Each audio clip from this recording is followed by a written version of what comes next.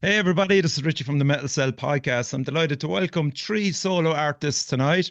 You've all heard of all of them. So we'll start with Kevin of Sonus Mortis. How are you, buddy? Welcome back.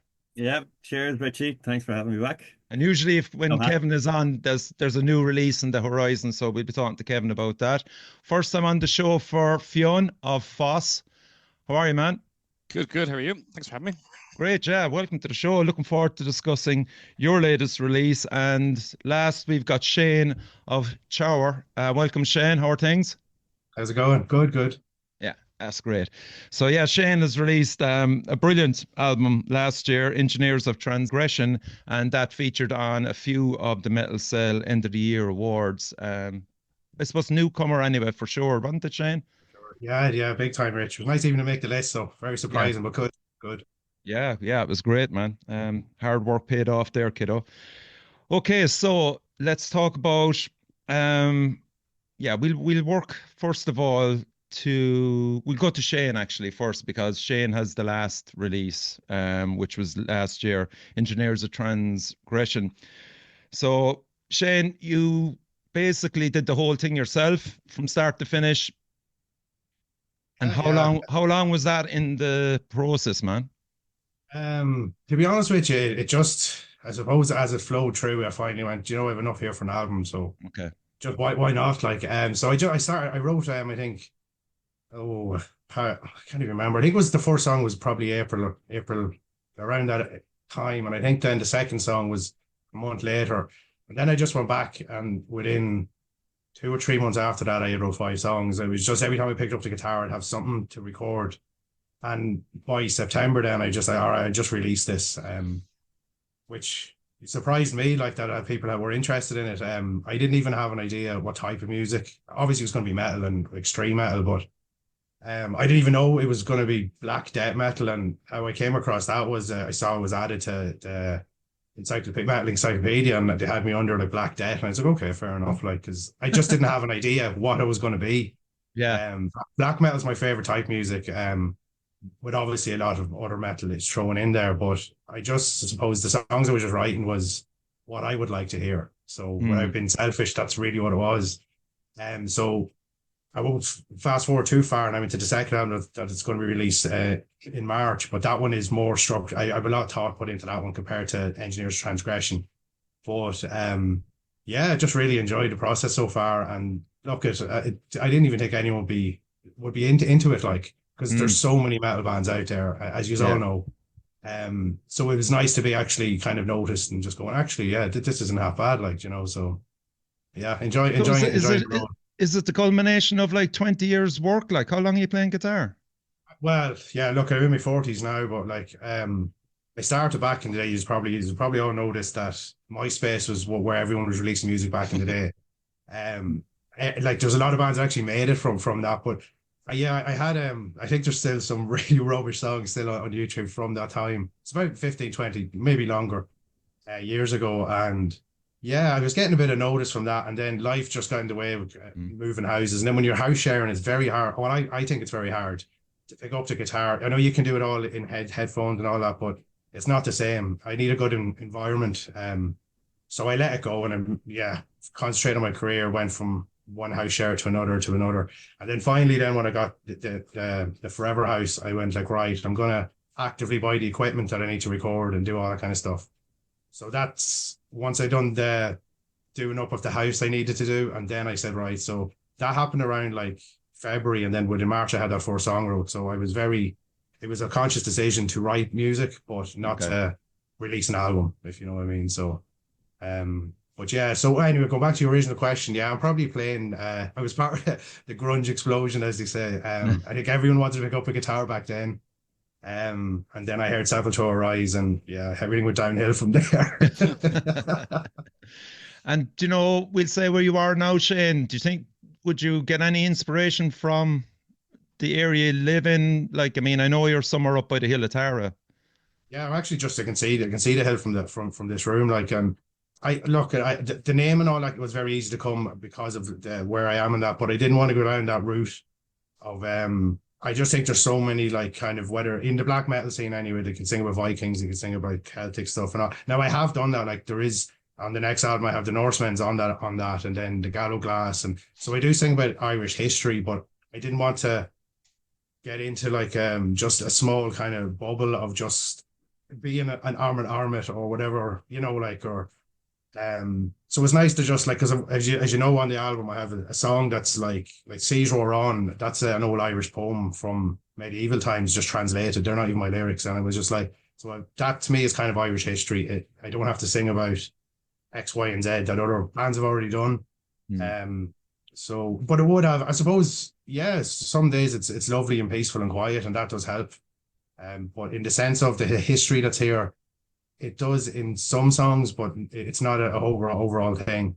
I done that consciously as well. Even the logo as well is very. As soon as you see it, you'd never think it was an extreme metal band. The album artwork even isn't. And again, that was I just because I used to do graphic design years ago, so I'm very visual like that. But I just didn't want. Yeah, that's a black metal band. That's a black, all this kind of stuff, which I love. I love all that stuff. Don't get me wrong. But I think it's been done so many times, and it's just nice to just have my own personality on it, if that makes sense, And exactly, black metal band logos, they're like fucking someone throwing a fucking ink bomb at a wall, like, Yeah. The thing is, the black metal thing as well, though, I have a lot of my friends aren't huge black metal heads. Now, they're massive metal fans, whether it be post metal and all them other genres. But I think a lot of people get stuck on the kind of the primitive, like kind of early dark throne and just go like, how do people, that's not really, I don't get it and blah, blah, blah. But it's so broad, like the black metal scene. I'm sure you all know that anyway. Like my preference would be the melodic black metal, which is just full of melody and atmosphere. And, you could have ones that's no vocals at all. And it can be, it's so wide. So I've taken a lot of those elements and as well as love for just rock and just everything really. Yeah, like my brain is just so vast. Like I love Moby right through to the most extreme metal possible. And everything. But I think there is a trait with Kev's and Fionn's music there as well that is a nod to black metal, certainly death metal for sure. Would you agree, lads? Yeah. I mean, you have two Irish names and then one Latin one, so there's no standard here. But yeah, I think there's a bit of black metal kind of at least atmosphere and maybe Fionn's one anyway that is lingering true.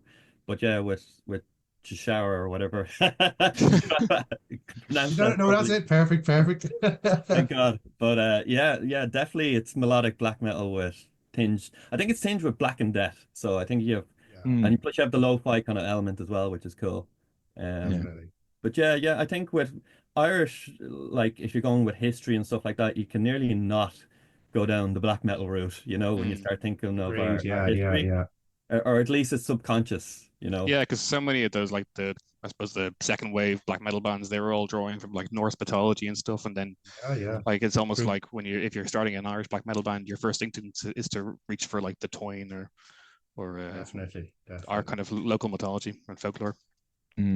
Is it something that you've investigated much, Fionn, in your work so far? I wouldn't say I consciously did it. I mean, like with these songs, they're all kind of like traditional Irish Shanno songs. Yeah. So like if you look up the song titles, you'll see other arrangements by different artists. And I kind of deliberately decided when I was writing the instrumentals, like I have a bit of Irish, but I'm not like a full Gaeilgeoir. So I thought you were actually, yeah. Because even the lyrics and stuff like that must have been hard to navigate through, yeah. Yeah. So what I did was I didn't deliberately look up the meaning of the lyrics while I was writing the instrumentals. Okay. So I didn't want that to kind of like bias me. So like I wrote the whole song, and then I would look up what the lyrics are actually about. So yeah, I had someone on the show.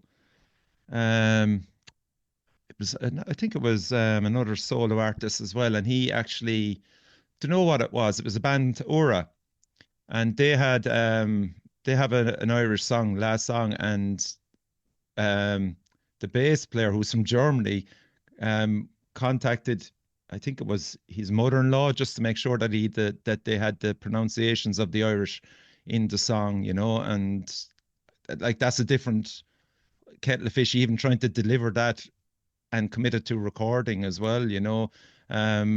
Did you kind of have a lot of anxiety over that, Fionn, or?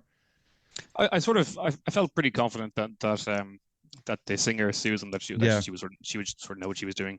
Okay. And then like when I was trying to think of like the titles for songs and albums, like I did sort of double and triple check to make sure it was grammatically accurate as well. But you know, it was that was the easy part, you know, after compared to like the song titles and the lyrics. Yeah. And how did you come across Susan? It was actually just on a Facebook group, because the first EP had this woman Orla Patel as a singer, and she was busy, so she didn't want to come back for the second one. So I just wanted to find a replacement. So I actually found Susan. I said I'm looking for a Shanno singer who can sing Os Gaeilge. And Susan actually lives in Germany, but she said she'd love to take part. So she recorded all her vocals like remotely. We haven't met. It was all done remotely. So she just sent me the recordings. Amazing. And then I just built the whole all the songs around them. Yeah.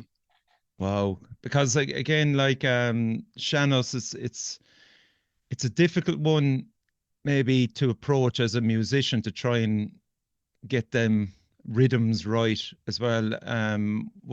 Did you struggle with that, or?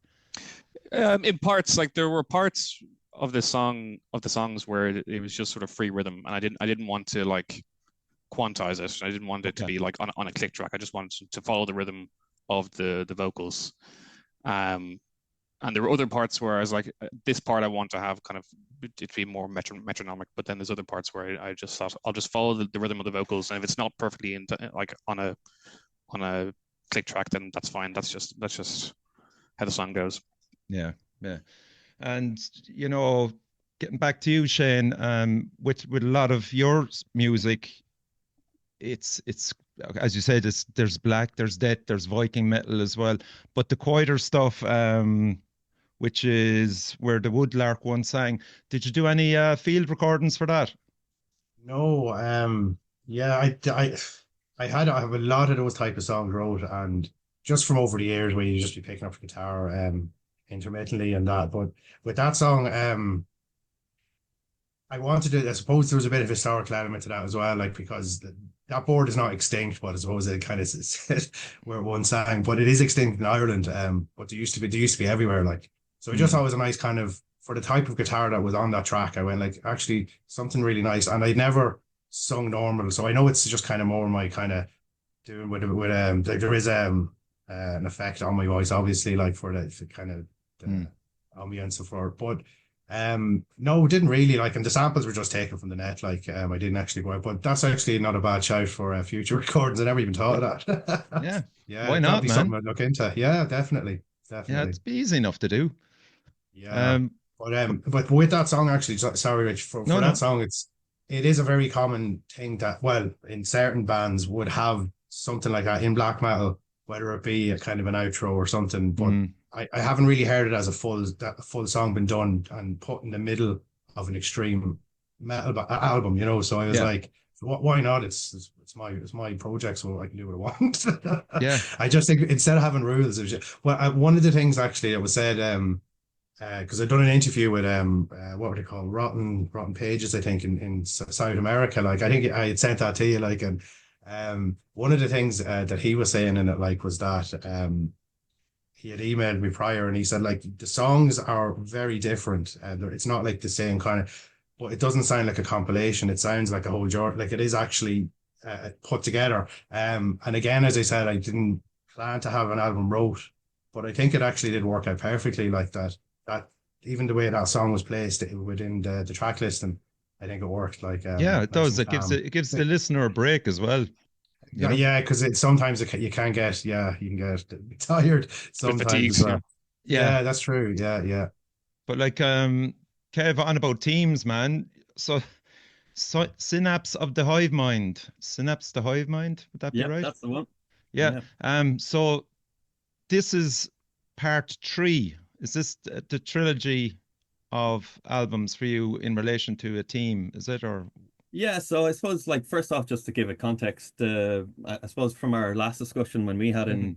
in December 2022 with Collapse the Mountain, so that would be kind of the first that part was the of it. first And one? Yeah, that's yeah, right. so Yeah. you're kind of saying like lyrically, it suits the music and stuff, and I was like, I was already had the title of Red Baron Earth in my mind for the next album, so I was like, well, that can be the end point of where all this goes, kind of destruction of humanity and, be it technology or AI or, Mm. government overreach with machines and, all that kind of stuff. So yeah, and then when I was thinking, yeah, this probably be better as a trilogy. So this album, I need something that connects the two. Okay. So this one is more, in the middle of the trilogy. So like, I suppose the title just suggests like, I suppose the merging of individual thought into like kind of a collective intelligence. And yeah, I suppose we've gone through several points of that in history. I think of like the printing press or radio or television and, telephone and obviously the internet. And now we're on the cusp of, the next one. Yeah. And you can also see it as a like call to arms as well. You need that click in your head, that synapse in your brain, and emerge from kind of this kind of, before we go into a dystopian, before we even realize it is, all those kind of futuristic ideas where you extrapolate from AI, let's say, for example, and where you can go with tech in terms of like government control and surveillance, drones and, the extreme nanny states. So I find all that interesting to kind of pry through and kind of expand upon. I think I told you last time, Rich, I been with computers pretty much my whole life, Mm. program and, studied it in college and stuff. So it just made sense for me to just dive into that kind of stuff, I kind of touched on it briefly in the previous albums, but never as a full. So since 2022, I've been doing it, Yeah. and I'm enjoying it, like, Yeah. I mean, thanks for sending it on to me as well, man. It's fucking ferocious. Like it's really, really heavy. Like I mean, clocking in as well as at 37 minutes, like can't be a Yeah. coincidence. Yeah, it's the shortest one, Cheapest. the cheapest one, yeah, and cheap. Anyone out there wants to Michael Richards, he's fucking selling you down to Swanee. But that was a conscious one as well. Because I think the last album was I think it was in the 50 minutes or so, but it was more slower, kind of Death Doom. So this felt like I needed to, yeah. I think it's my heaviest. I hate when I say that because, Oh no, it is.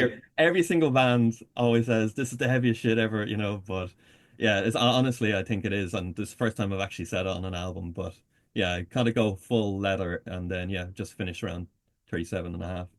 But like, there's maybe two or three songs on it as well, Kev, that are they're actually a lot older. Maybe was it around 2022? Some songs that were there. Yeah, one was from one or two I did around 2018 as well. There at the end of the album. Okay.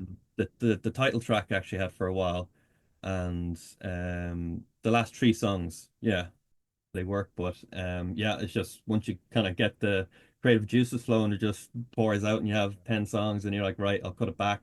Or you might pause them or you leave them there, and you'll come back maybe 2, 3 months later, listen back to them, and go, okay, that works, or that Yeah. fits what I'm doing, and then you kind of discard the other ones and or put them somewhere else. Or well, that's how I just work. I think I told you before, Richie, I create a lot of computer music first before I before I start. Like sometimes I'll get the acoustic and I'll riff on that, but yeah, a lot of it I'd have it on the computer so I can just listen back to it easy. I have it in my headphones, send it to my Gmail. So yeah, it's a lot of fun. Yeah. And is it do you mind me asking, is it live drums or is it program drums on the album? Program drums, yeah. Use Superior Drummer. So it's Colin Richardson pack for that. He did Carcass and Bolt Thrower and Napalm Death, so that's good in my eyes anyway. Wow. Yep. Yeah. And Fionn and Shane, like when you're actually composing music, Is it just literally an acoustic guitar you start with, or do you plug in, or do you approach it with keyboards, or what way do you just kind of?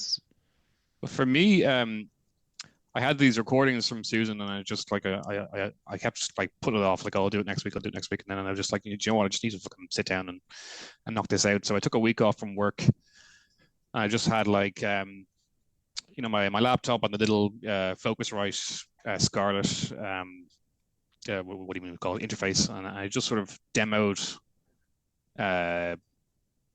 just had recorded like guitar demos for like all to accompany all the vocals. So I did like 6 songs in a week, and then in September, so that would have been September 2023, and then I booked some time in the studio just to record the guitars like proper, like through an actual amp, and then record the bass and drums and stuff. So that was kind of the process for us. And then that was kind of the sort of main vocal tracks on the album, and there were 3 like instrumental tracks as well. So I kind of did them more piecemeal last year. Yeah. Shane? Yeah, I'm pretty much the same as that. And the Focusrite it's such a great little device when you want to record riffs and that, like on the go. It's the same as that. I'm primarily like the guitar is what I do. So once I pick it up and I have a melody, I have it with the intent I'll record it, and whether it's rubbish or even if it's really good, I could sit there for 3 hours and just work around it and see what I can do with it. And then I could get really obsessive, and I could spend like maybe a whole weekend on this one track, and then I could get really sick of it and go, I better leave it. And I could come back then a week or 2 weeks later and say, there's a lot in it, I can do something else with it. So but no, it's definitely I think just getting it onto the laptop when I don't really jam anymore like I used to. Like I pick up the guitar years back where just songs that you knew already from other bands, and you'd be playing those, and I don't pick up the guitar now without having a new melody coming out of me or something. I think it's just once I'm in that creative space, as Kevin said, it just rolls, and I feel it's time wasting if I play songs I already know, so I just come out with other riffs. Yeah, and with all of you again there, just because I'm a bass player myself, which comes first, the synths or the bass for your songs? For me, like it's the instruments first. So okay. I don't want it to be like an ambient song with a bit of guitars. I want it to be like a metal song that has like ambient electronic elements. So I was recording guitars and bass and drums, and all that was first, and then after that I just add on like the electronic parts. They're just like the spice. They're not the kind of the meat of it. Yeah. Kevin, you've fucking some wild synth going through some of your songs, man. It's fucking crazy, like. Yeah. On this one, I suppose as the album goes on, it's more prevalent too. But yeah, I suppose guitar always first, and then bass to supplement it, and then hand transitions go with the drums as well, and then the synths kind of are secondary, really. Okay. And yeah, some albums they'll be more prevalent and some won't. Some songs will be, but it'd be very rare I'd start a song thinking synth-wise or strings, or unless it's an intro. I have an idea in my head. It's like the song shouldn't start kind of kicking off. Maybe I should build up strings or something like that. But yeah, I say 90% of the time I just start with the band in mind and go from there. Yeah. Shane, the same, yeah. Yeah, no, I was just thinking there when you had mentioned like when Kevin mentioned intros and that, sometimes I've actually sat down before and I'd say, right, I need to come up with some really lovely intro or outro, and it ends up being an actual song that's nowhere near the start of the album. It's just I have the sense, and I'm like, actually I could use that song or song. Okay, I can. It just happens, I suppose, is the only way I can say it, Yeah. Okay, cool. So what we'll do is we'll play one of FÓS's songs there. It's here we go. Body na Skadon. Body na Skadon. Body na Skadon. Okay, here we go.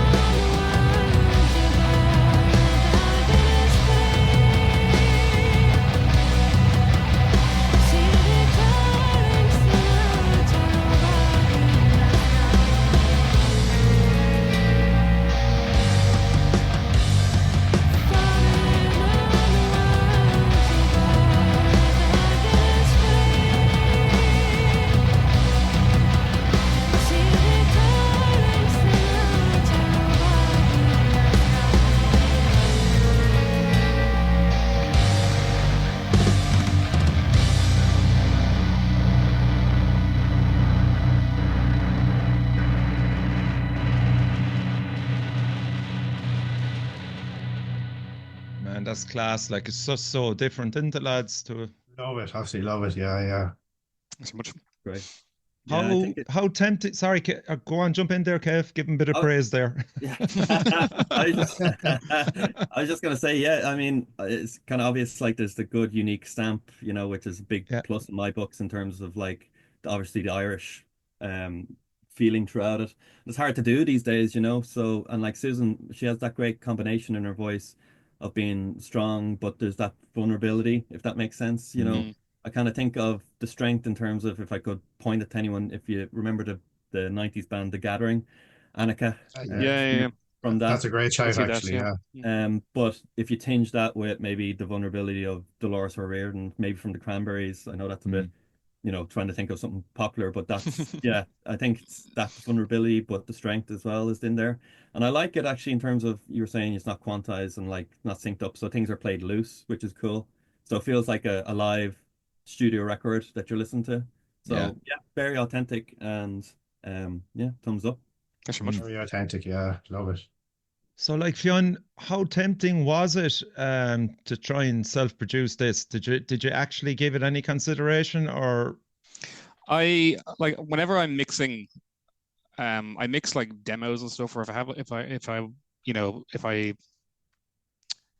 like an idea and I'm trying to like show it to like the guys in my other band, like I'll do a demo. But I'm never really satisfied with it, and like it's not really a skill I really think I want to develop that much. Like I can play guitar, I can like make interesting sounds, electronic sounds, but like mixing, it's more of a kind of a technical thing, and that's really not really where I put my strengths reside, I would think. So kind of right off the bat, I was like, I'm going to record this in a proper studio, and I'll get someone else to mix it, because that's the only way I can kind of hope to fulfill that sound, that ambition I have in my head.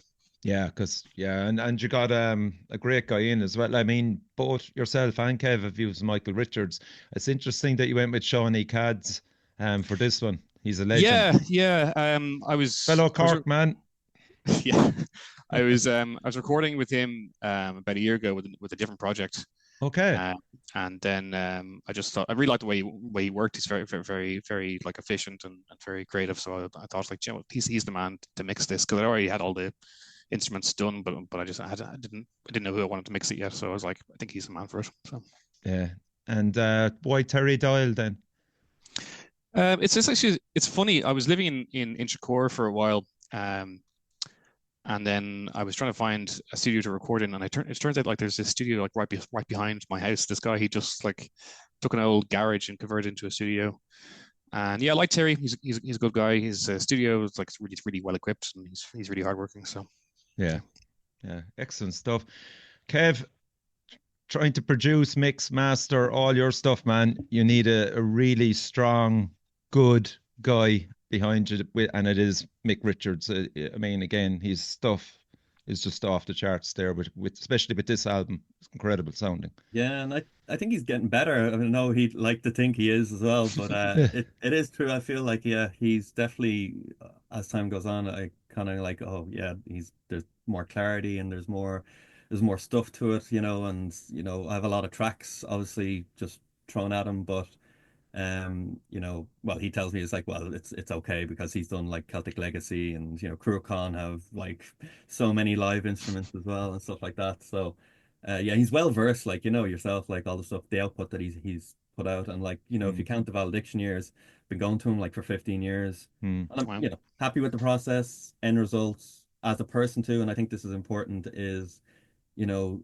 you click with the guy, and he's not overbearing. I've gone from 1 week in the studio, like recording everything, mixing and mastering. And then since obviously 2020, I brought a lot of that kind of home. So I'm kind of recording a lot at home, and then I bring all the tracks to him to mix and master. And like, he's really helped, in terms of like bringing my costs down, and obviously like a solo artist, like that means a lot. And, yeah, we're doing everything ourselves, and it's a passion. So yeah. And like, look, he's great. And I actually did 2 albums. I recorded 2 albums and mixed. He did both of them in the same year last year. So the next one will come out next year as well, but completely different stuff. I got him to mix an EP like nearly 10 years ago now, with a different band. called Suzaku Avenue, and I still come back to it. I'm just like, there's something about his mixing job that really stood out. Like, it was better than what we did before and what we did since. So yeah, great guy to work with. Shane, hearing all this, are you still tempted to produce your own stuff, or? Yeah, well, like as you know, it's still very early days. It's only like since September with the first release, and the second one's already done. It'll be out in March, and again, it's all DIY. But definitely, as it progresses, I'm sure I will get a bit of a more slick kind of production and mix put into it from a professional. Yeah. But for the moment, I'm happy out. Like, just learning. I suppose I'm just learning why like structures of songwriting and all that kind of stuff. Because, as I said, I had like about a 10-15 year break where I done nothing at all, to be honest. So yeah, it's definitely, I'll be something looking into in the coming year or so. I think your kind of music is actually the kind of music that does benefit from that kind of lo-fi approach. Agreed. Yeah, definitely. Totally. Yeah, you can totally get away with it, like when it's more of a kind of a dirty sound, I suppose, for lack of a better description. But and then when you do have, and even with some of the strings or some of the other elements that's put in, or sound effects, you don't need to do a lot of tweaking with those, because the heavy side is so nasty, and then it comes in with this stuff. It doesn't have to be pristine, so it works for the moment, but you can't, I suppose, try it. Another album sounds exactly the same, and etc. So it's all about the evolution, I suppose. But I wouldn't want it too polished. I kind of just like, as you said, like just kind of the crusty sound currently, like, so. Yeah, I mean, personally, like, if I listen to a death metal band and it just sounds, if it sounds too clean and clinical, everything's like sample replaced, like, where's the grit? Where's the life? I don't like that at all. Like, I'm really old fashioned when it comes, and it's probably like lack of professionalism as well. But like, for example, if I have riffs and that in a song, and then riffs are coming back in, whether it be at a later point in the song, I don't copy and paste them within the software. I play it again, and I do that through all my songs and all my instruments. It doesn't matter what it is, and there's two reasons why I do that. And now it's very easy just to copy it and paste it and do whatever to bring it down, especially if it's a complicated and technical melody and that, and very hard to get right. But there's two reasons. So the first reason why I do that is, I think it's more authentic for my style, that it's slightly tweaked the next time you hear it around the second time or third time or whatever it is in the song. But the main reason why I do it, which I think is kind of comical, is that, so when you're in a band, I'm sure you guys have been in bands as well before, but when you're in bands and you have a new song, you rehearse it, you're like, here guys, here's the new riff, and you play it over, and then the other guys will help out, kind of mold it into the song it becomes. But then you go and play it live, and then so you're constantly playing it. Well, I've had cases where, like, one of the lads, like Jamie, the sound engineer, and he was like, "Oh, that riff of that what is that?" And I couldn't play it. I was like, "Shit," because I had only played it once or twice and recorded it. So now I'm like, "Oh no!" So now obviously I can play everything I wrote. But I came to that conclusion. I'm going to have to keep playing it before you master it and do all that, because I'll just forget it, like, and move on to the next song. Yeah, the life of a solo artist. it's funny you say that about copy pasting, because like I've been in the studio, and I'm like trying to double track a guitar part, and like it's tricky, because it has to be like, pretty close to the first take, and like eventually the engineer will suggest, like, why not just copy paste it? I mean, like, nobody will know, and I'm like, I'll know. So I like that as well. Yeah, totally. So okay. Do it properly twice. So I go on, Richard. No. Let's listen to one of Shane's songs that's off the new album, which will be released this year. Have you March, I think. Yeah. March, Shane, is it? Okay, cool. 15th, yeah, I think I'll throw it out. Okay, and it's Worlds Ablaze is the album title, and you've the artwork up already, which is pretty cool. Cheers. Okay, so we'll give this a blast then.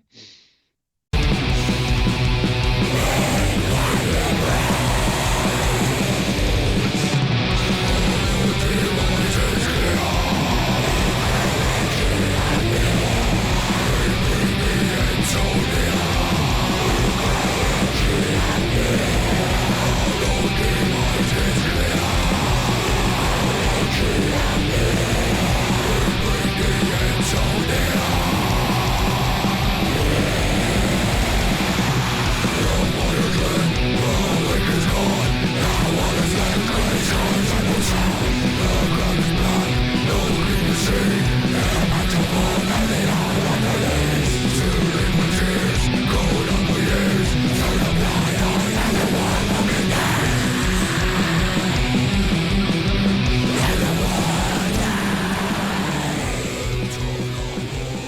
That's pretty cool, man. And I can even hear the actual the sound production is definitely a step up again, Shane. Yeah, it's a learning curve for me, Rich, to be Yeah. honest. It's obviously a happy song, as you can tell. But yeah, no, yeah, I look at I know even the vocals is a lot better and stuff. It's They're yeah, focusing great. A lot of authority there. yeah, Yeah. thanks a million. Kind of With hell that, yeah, ripper as well. I like that kind of, that definitely. fuzzy riff and driving beat. Definitely like and with that song as well, like that started as a really just kind of tremolo kind of melody, as all most of my songs do start, and then like chugging just comes out of nowhere because I am a big kind of death metal fan as well, like. But so yeah, it's yeah, you can definitely hear the difference in that and any of the songs on the last album, definitely. Yeah, that's great, man. And like, um, you have released two songs as well, The Norseman and Two Victory. Are they going to make those that album? Yeah, you see, the thing was what I did, like, on the first, again, as I said, it's learning. So the first album I was just releasing like a sing. I'd write a song, I'd finish it, and then I just put it on YouTube and that. And then I had enough for the album. But you want to leave the album, they were all on YouTube anyway, like Mm. like most of the songs were there anyway. So, but when I had done that, I had released those other songs as well. Instead of actually wait, I should just really do the whole album and then release a single as you do. But I know there's a few bands doing it now. Like even you see Borton Seabell doing one single here on his little project that he's currently doing, or Cannon Fever. There's these bands that are just releasing on singles and then they release their albums. It's especially with well, all the kind of the new way of releasing music now instead of the whole album.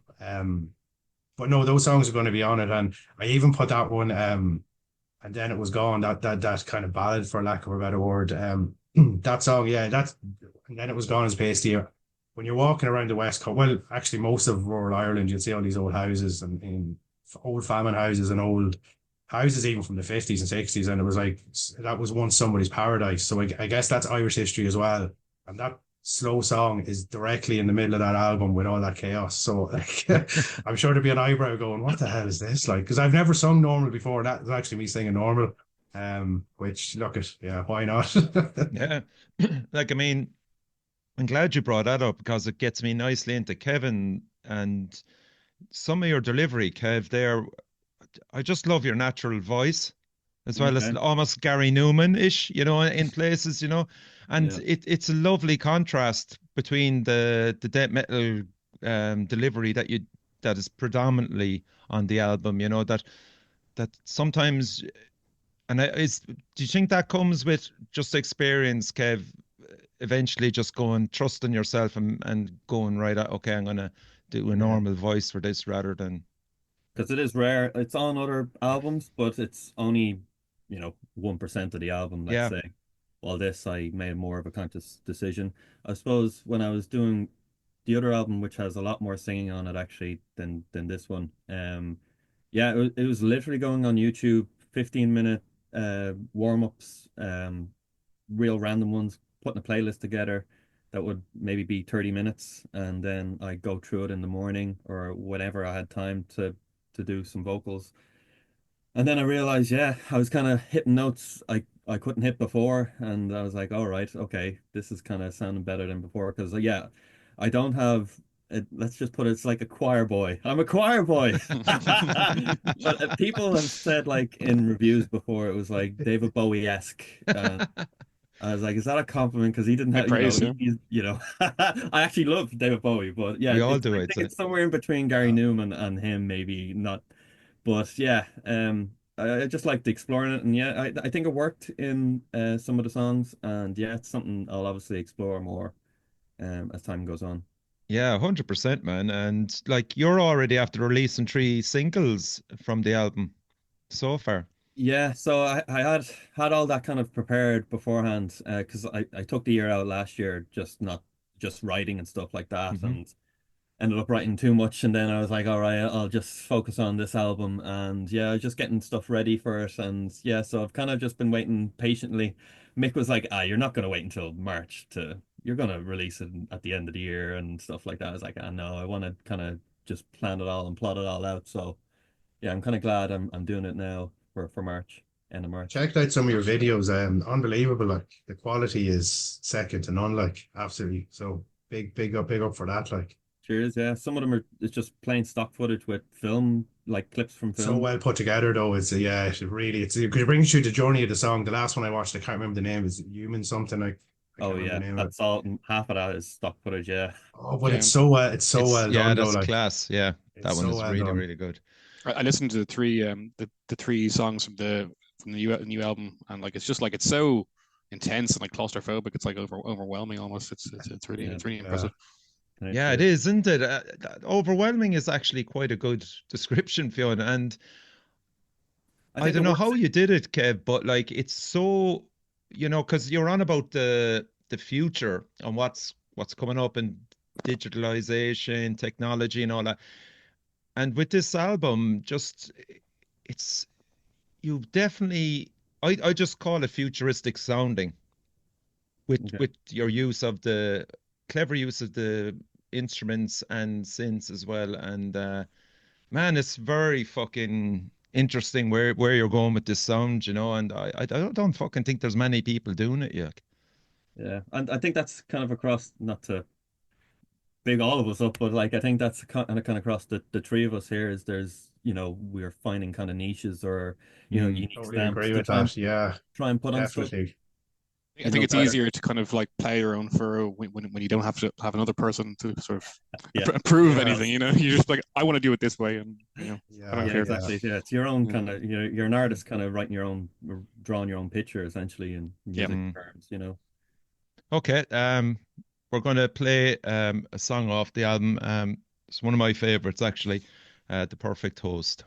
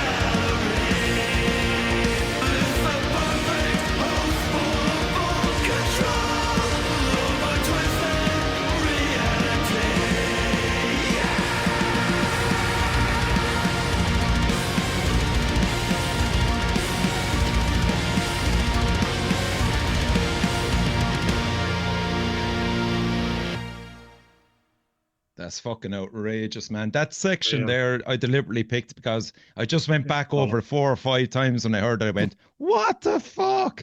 Bass solo. You appreciate that, Richie? Of course, yeah. That's what I was just going. What the fuck? That is just class, man. Actually, Kev, Your clean singing is savage as well, by the way. Yeah, and there you go. It feels very natural in the song. Doesn't seem like out of place at all. Yeah, sounds brilliant. But like your solo work, guitar work is just off the charts, Kev. Fucking hell, man. You're getting better with age, kiddo. Yeah, I suppose that's funny you mentioned that because I think that's the first solo I ever wrote. It was for Valediction, but it never fit anywhere. So I always had No this way. section. I always had this section at this tempo, and then when this song kind of came along, I listened back to some old stuff I had, and I was like, "Oh, that can go in." And I actually had the bass solo from years ago as well. So this is like 2009 kind There of. was an element of it there that reminded me. Now it sounds nothing like it, but just reminded me of Nocturnus Threshold. Like it's just that kind of futuristic sound. It was just brilliant, absolutely brilliant.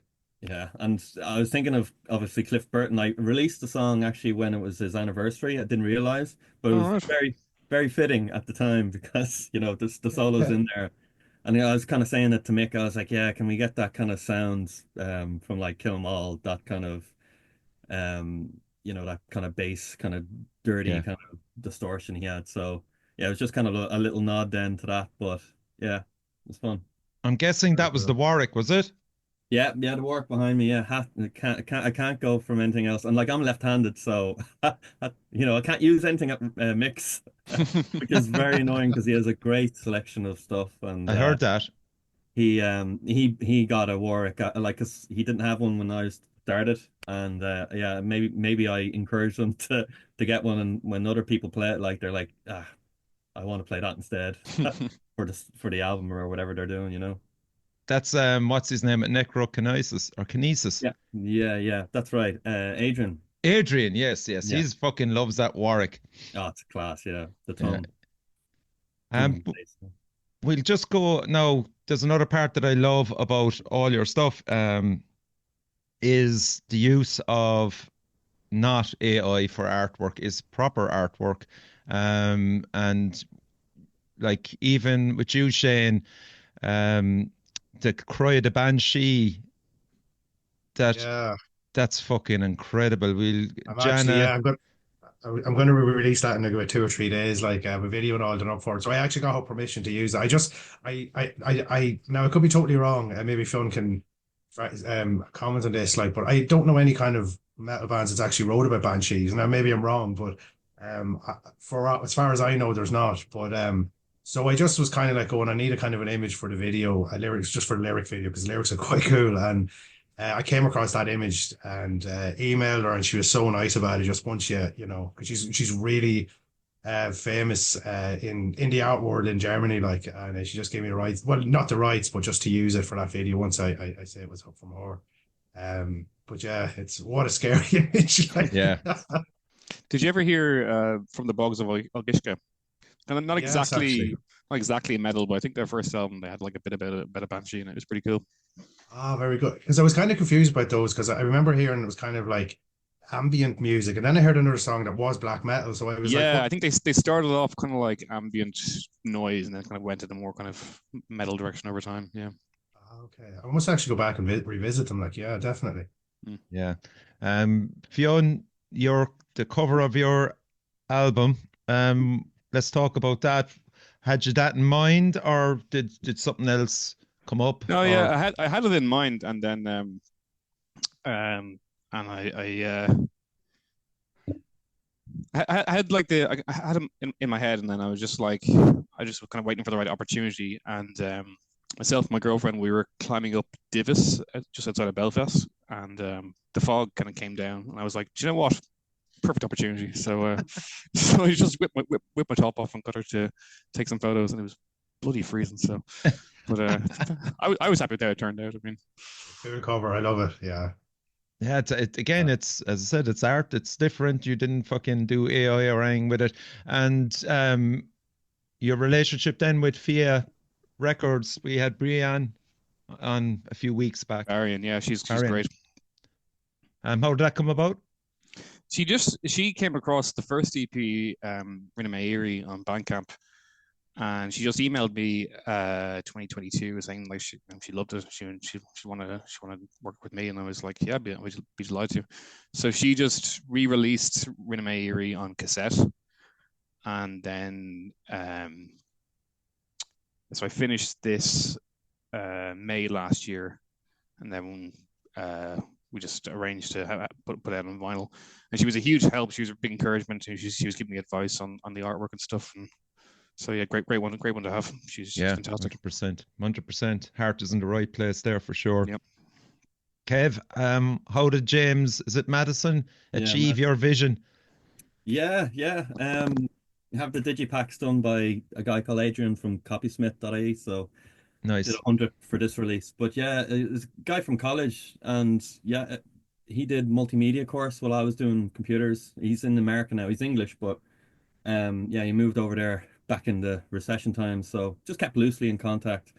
And it's just kind of one of those things where he kind of messaged me during lockdown, just kind of asked about my music and that type of thing. And he was working in graphic design, and he was kind of wanting to kind of step in, kind of side work, and would I be interested in being his guinea pig and stuff like that. So it was kind of the stage where he's chatting to me in 2022. I already had the artwork for Collapse the Mountain.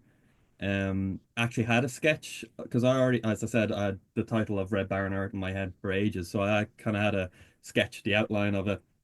So I sent him on that, and he came back a few months later and had it done, but it wasn't a full kind of thing. So I got a guy from ArtStation to kind of do the final touches of it. He didn't have time with his work to finish it, but the fact that I had a year to kind of mess around with, I kind of tell him about this one. So yeah, it was kind of like I was like, I want to be a bit more creepy. So you can't get more creepy than having a few a few children with AI stuff on their heads and stuff. The kind of drone kind of things on Yeah. them. So yeah, he nailed it. Like I have to say, Yeah. like the front and back cover is just, I think it's my favorite. Um, that over the last 10 years or so I've been doing this. So yeah, I kept telling him, like, you need a bit of a presence and get on the Instagram and Facebook, and he just hates social media in general. So it was like, yeah, but I was like, oh, you can't just leave that. Like, Yeah. but yeah, he's good if you can get a hold of him, I think. And yeah, it might take a few months, but he'll come back with something great, you know. Yeah. So definitely worth checking out, I think. And what did you gave a shout out to the digital, what's the crowd that did the CD? Copysmith.ie. They're Irish, obviously, yeah. Yeah, so they're based in Dublin in Swords, and Adrian got him to do the last album, and yeah, it was a smooth process. I used to use a guy called Bill from CD Duplication in Cork, but he seems to be, his website's gone and stuff. So I used him for all my albums, bar the last two, Okay. So at this point he's gone, but yeah, Adrian made it really seamless, actually, to be honest, and yeah, I'm very happy with the last two albums. Cool. Is that someone you'd be interested in, Shane? How did you approach I your think, print? Which I still haven't yeah. got the CD, by the way. Are you serious? Fuck it anyway. I'll send you another one. So, yeah, no, CD, a copy duplication, I think, is the same name, but I think they're in Mayo was the gang I used for the last album, and yeah, but delighted with the quality and all that, and he was quick turnaround as well. So, I probably will use him again. But yeah, vinyl's out of my reach at the moment, I think. Let's see how the CD sales go.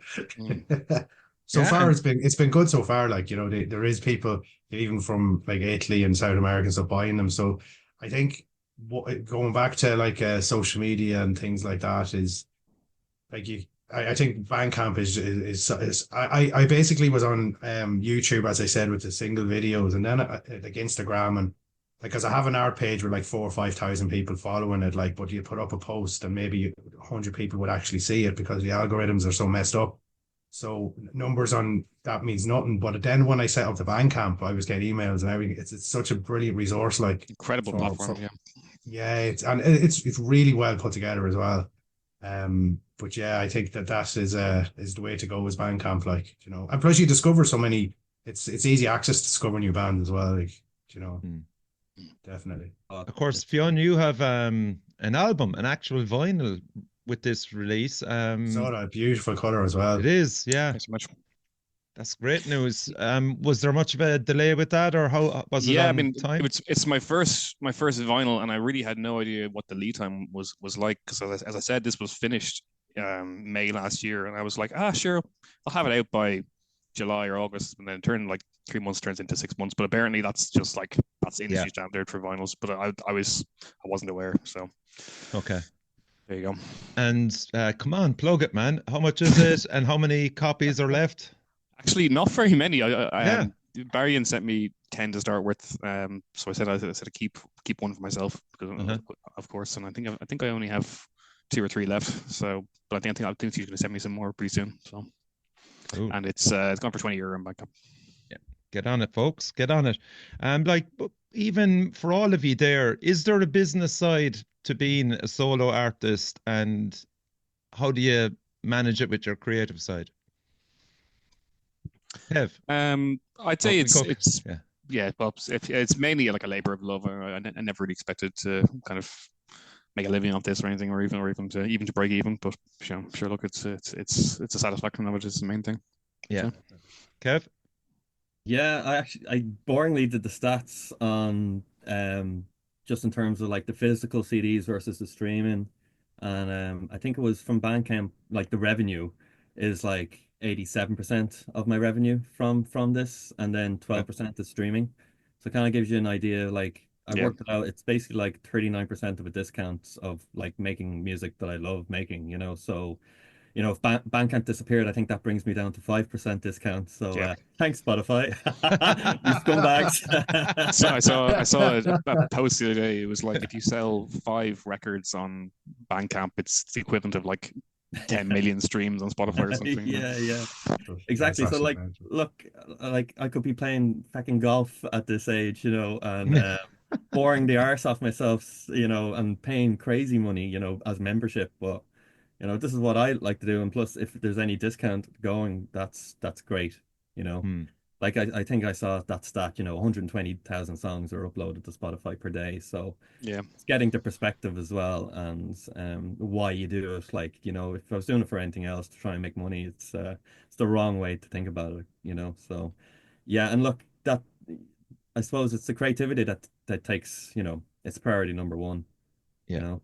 So I think what's great about the metal world as well is that we're very loyal as mm, fans. So mm, like Hmm. even though I'm only starting out and all that, like I've had guys who have bought and already emailed me. I can't wait for the follow up and because I know that myself, like because I'm such a music nerd. When I know bands that like Horn, I tried to name Horn. They're from Germany and I've been obsessed with them since their release since 2016. But I'm buying everything that they like. It's still top notch music, but I said to one of the guys like that, say Dark Throne. I'm just because I'm a collector anyway. And if Dark Throne released an album covering nationwide team tune, I'd probably buy it. Like I'm terrible like that, I'm fucking disaster. Like, but my point being, metalheads are very loyal. If they like a band and really appreciate what they're doing, they will continue to support and follow you. I I think think that's that's something true. great about metal. Yeah, I Hmm. think I think like you might be like a rapper and like you put up a song on SoundCloud and it gets like a million streams in a month, but like your flavor of the month and then people just forget about it. But by the time Yeah, next month is rolling around, so there is that kind of people want to see the longevity of it. I think in metal more. Yeah, and I definitely. think it's a motivating factor for all of you lads. Hundred Just percent, hundred just to percent. know that there's metalheads out there that really appreciate what you're doing and they're buying your stuff and they're sharing your stories and stuff on Instagram. So on about Instagram and stuff, like, how do you think the social media side of it has impacted your career so far?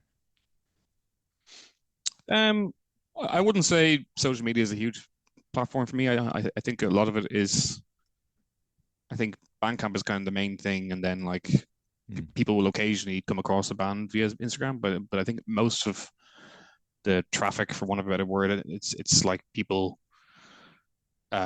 hearing about it through Bandcamp, where they see like the artwork pops up on another band's page or something. I wouldn't say social media is a big one for me. Very good. yeah, I suppose, like, I mean, you can go on and post on Reddit or Facebook, Instagram, whatever, and post a link to the album or the song, and you might get a few random, hits or whatever. But and then you put up the singles on YouTube, and I wouldn't rely on those topic pages or whatever, that's automatically kind of generated from your distributor or whoever you're using. Because it is good to have your own, YouTube page, because you will have fans that will, comment on stuff. And then they'll contact you, via your email through that, or and obviously Bandcamp as well. They'll contact you through your email there. And then, like, it's just your preference. Like, if you want to say, "Oh, I really love if someone like reviewed the album or just like gave their 2 cents on it," because like if you really think about it, like like what fan goes on, reviews websites, very little, so. But if you want, like, just spend half an hour and get a list of websites that you really want to try and get their email addresses, write out like your kind of review request email, and do up a press pack and just throw all your artwork and the songs in, the lyrics, the bio, whatever. If you want to spend that time doing it, have the link, and yeah, just copy and paste that separately to each email site. And you out of the 50 you might get like a handful, and that's enough. Yeah. Um, and that'll just give you something to like throw up as like, look, this is X out of 10. review, and you might, again, it's all about those small random clicks that you might get. But it's not the be all and an end all, as Fionn kind of says. You can kind of nearly bypass a lot of that, and the end result will be the same, Hmm. Shane, you're kind of going out on that So limb actually, now. back in a second, lads. Yeah, no Yeah, problem. no, definitely with that, Richie. I think actually that to have like say 100 people that really appreciate your music, or have like say 4,000 followers on Instagram, you'd rather 100 people listening to your music, like Hmm. than having the followers. So I think that's definitely. But social media, you look at it is what it is. But I think if you want to call Bandcamp social media, but Bandcamp is the be all and end all for me anyway. Yeah. And I like creating lyric videos, whether it's just a handful of people watching it or not. It's just the whole creativity, and I see my YouTube page as well as a kind of historical document for me, like my diary of when I wrote songs, when I released songs, and my journey. So again, there's a lot of selfishness with my creation, but I'm delighted that people actually are starting to like it. So, yeah, yeah. Yeah, I think a Go lot on, that Kev. drives that, Richie, is, it's like that selfish, like, you want something that'll like carry on a legacy of sorts. Not that it, blowing your own trumpets, like, but it'd be nice to like, oh, I can pass that on to say kids, or, whatever, Hmm. like let them take over the YouTube channel or something like that. And yeah, it's just something to like to imprint while we're here type thing. 100%. Mm. 100%. We'll say, okay, so like the three of you creatively wise, what you've done so far has been fantastic. But is there another side of you that wants to collaborate with other artists, be it solo or a band? Maybe Fionn, we'll throw that at you. I suppose for me, like it's a question I was asked in an interview a while ago. Like, do you ever see yourself playing live?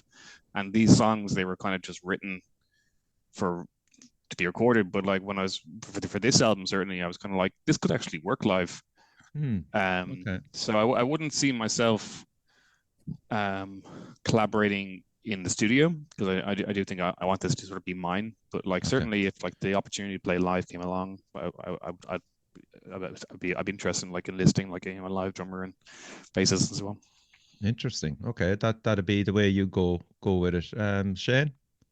Definitely, like one of the lads that we're gonna do some sort of split, but I suppose that it's not essentially like collaborating if we're just doing separate songs and putting it onto a record. We're actually there's that South American guys. I think there's four of us are gonna have 20 minutes slot on. It's a physical release, going to be in mid-year. So there's items like that, but whether I'd actually like make music with someone else, probably vocal wise, like I wouldn't mind getting a female singer, or I don't know, someone who's more with a different instrument, like so an Irish traditional instrument or something like that, just experimental. But it's still too early for me to get into that, like so. But I definitely would consider it. Yeah. Okay. Kev? Yeah, in terms of collaboration with my own music, probably not. But Okay. I'd be open to work with others on, stuff if they thought, that I'd be worth chatting to. But yeah, I'd chat to anyone on music, and even to give like just chat on it. But I don't see it happening. But in terms of live, probably not. I'd say I could definitely do all the Death Doom stuff. I could do a Death Doom set, no problem with a lot of the stuff that I have. But yeah, I've never really thought of giving it much thought, but yeah. Cool. Excellent stuff. So, lads, thanks again for coming on the show, Kev, Shane, and Fionn. I'll have all the links to your stuff and releases on the YouTube video of this, and also on the audio version. So Fionn's album is out at the moment. Check it out. And when did it come out, Fionn? How long is it Just out now? It came out on Bandcamp on Monday. And it's actually Monday, yeah, cool. And it's going out on Spotify on the 3rd. So Okay, excellent. And as I said, there's vinyl there for those that want to take it up on that. Kevin, the new one is coming out in March, is it, you said? Yeah, 27th. Okay. There's pre-orders on Bandcamp at the moment for the digipacks, the physical CDs. So yeah, Okay. 27th when the full album comes out. Brilliant stuff. And Shane, Chower is coming out, Worlds Ablaze. When is that? Have you established a date for that yet? 15th March. Okay, excellent. Okay, so 2 March releases. Very good. We'll try and get this out before it then, maybe just 2 weeks before that. We'll see. We'll see. So, lads, ultimate respect for what you're doing. Keep creating. Keep giving us some fantastic music that that you can all be proud of. And yeah, long may you continue. So, well done. Thanks so much, Rich. Thanks. Cheers, and crucially, everybody support your local metal scene. Thank you.